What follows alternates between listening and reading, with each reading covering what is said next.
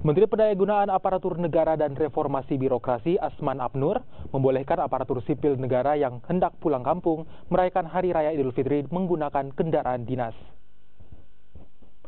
Hal ini diungkapkan Menpan RB usai menghadiri rapat koordinasi kebijakan standarisasi jabatan dan pengembangan karir SDM di salah satu hotel di Makassar.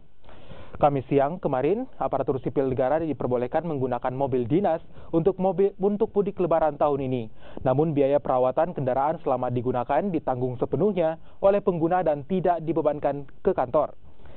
Selain itu, ASN yang bersangkutan mendapat izin dari atasannya. Di tahun-tahun sebelumnya, pemerintah melarang penggunaan mobil dinas untuk mudik Lebaran. Kan boleh kan?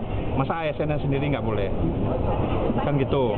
Jadi kalau ada mobil kantor, mobil bus misalnya, dipakai pulang kampung rame-rame misalnya, silakan pakai, nggak apa-apa, tapi izin atasan.